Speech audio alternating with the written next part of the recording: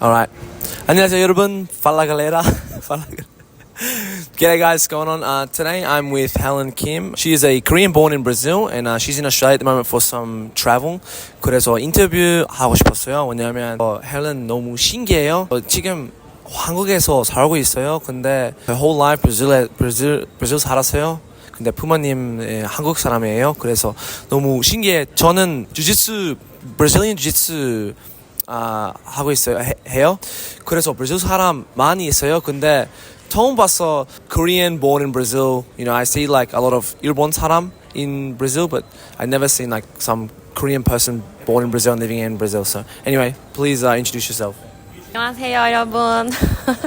네, 저는 브라질에서 온 김혜진이라고 합니다. I live in Korea. 한국에서 살지 10개월 됐고 지금은 한국어를 배우고 있어요.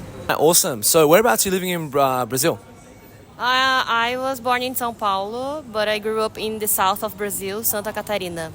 Brusque, I don't know if you've heard, but it's like kind of like near the coast, you know, like in Santa Catarina with like a lot of beaches over there. It's very nice. Is there many Korean people there?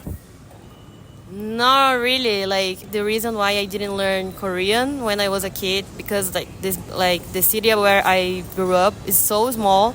There was maybe like 2 families, the Korean families, but they were as me, like Korean Brazilian. So we used to talk in Portuguese. Not many Korean people in Santa Catarina, but I know in São Paulo there's a big community. Why did they originally go to Brazil?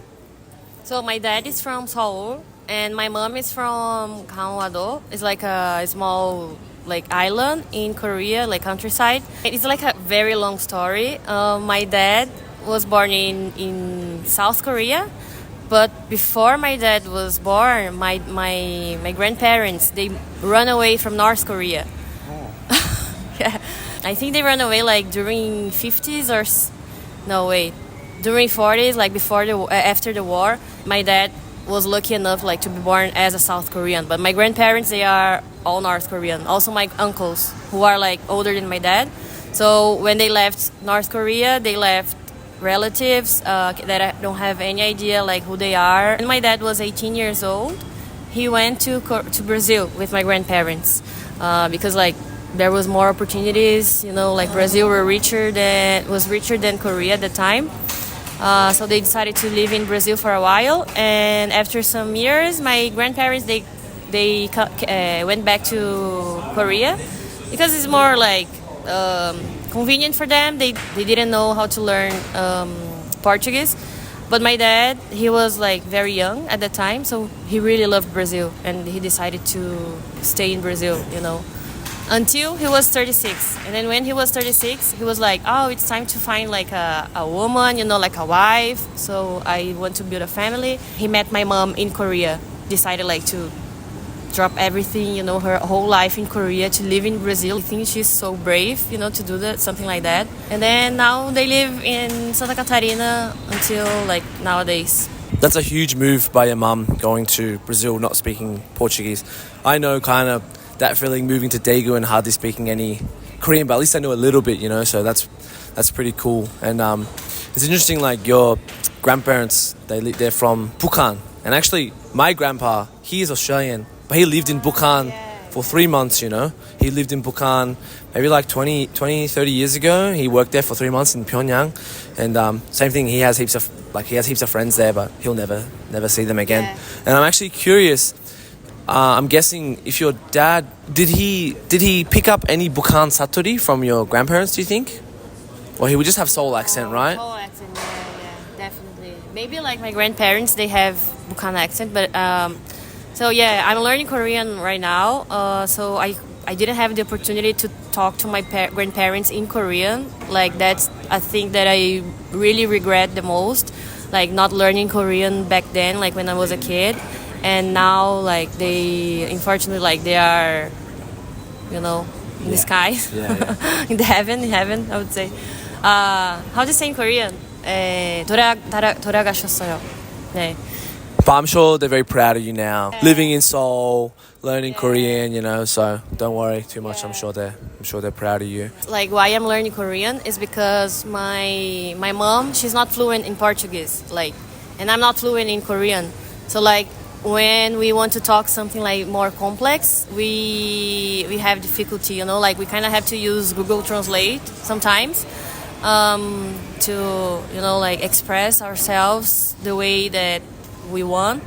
So I think that's something really hard as well, that I kind of notice now. We can speak, of course, but love language, more did you eat, take care of yourself, or these kind of things.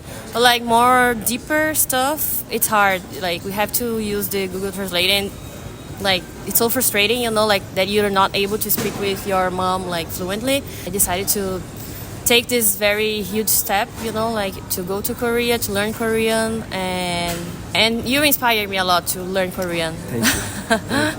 I think it's really cool what you're doing, trying to learn Korean and really getting in touch with your roots, because all your generations before your parents are all from Korea. I know you're Brazilian, but every generation before you was Korean, right? So I think it's really cool, and I admire your passion and your just taking that brave step, because I know it's hard. What's your thoughts on Australia? How's Australia been? Australia, I kind of came with no expectations at all, so I kind of got surprised, how easy I think is to live here. Everything is easy. People are kind of are nice, but I haven't I think I haven't spoken to any Australian since I came. So I'm the first then. Yes. Hell yeah.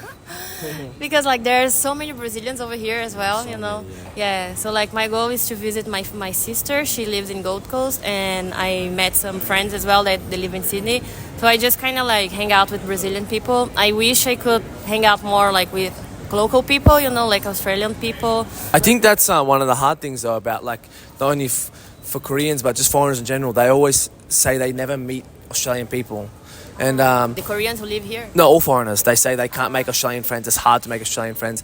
And for example, a lot of Korean people, they always ask me, how can I make Australian friends? And I'm like, look, you know what? When I was in Korea, a lot of people want to be my friend because I'm white, I'm Australian, I'm interesting, I'm trying to learn Korean. But in Australia, we grow up with every culture in our school. We have, in my school, there's Korean people, Chinese people, Indian people, African people, everything. So I'm not, a lot of Australians, they aren't curious of making new friends from another culture. I already had Korean friends growing up, One of my best friends, he was from Hong Kong, so it's quite normal here. And also, sometimes I feel in Australia, once you make friends in your high school, you don't really make friends after high school. I think I'm an exception for that because I'm a very outgoing person. It can be quite hard to make Australian friends sometimes, I think. I don't know. Depends on where you go. I think doing sport or something, you can make them, but just naturally, it can be a bit hard sometimes. Where do you think you want to live in the future? Do you think you want to live in Brazil? Maybe when I'm kind of older, right now I feel that I have the energy to discover and explore more the world, maybe working holiday in Australia. I think it's a good idea. I think if you come to Australia, you know me now, so I'll be able to help you out. As a local Australian guy, I'll be able to help you out. I think Australia's a great place to live. And I feel a little bit the same, I don't know where I'll end up myself either, depending on where my jiu-jitsu career goes or my social media career goes. But it's kind of fun not knowing where you'll end up next, right? Fun, and it's kind of fun. You lived in Ireland 5 years, you grew up in Brazil, obviously living in Korea right now, traveling Australia. The best thing about life these days, you can kind of go anywhere. And some people are scared to go places, they're scared to move to another country, but once you get over that fear, you feel like you can go anywhere. I lived in Daegu for 1 year. It was really hard to live there. I didn't live in Seoul. I lived in a small city. No Australians, no foreigners there, not many. And I avoided them anyway to get better at Korean. And that was such a difficult thing for me to go to. So when I moved to Sydney 6 months ago, a lot of Sydney people are like, are you okay?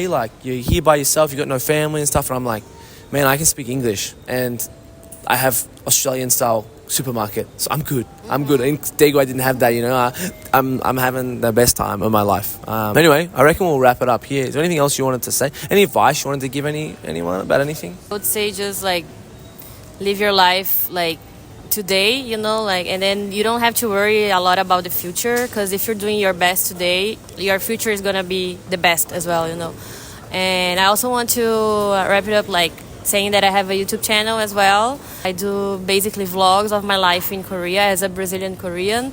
So if you're interested in like Korean culture, Korean life, What's your Instagram name? it's BREKR. Yeah, I think your life's super interesting as a Born in- Korean born, living in Brazil, now living in Korea. I think people think my content's interesting because I'm an Australian navigating through Korean culture and stuff. So I feel like you're quite interesting too.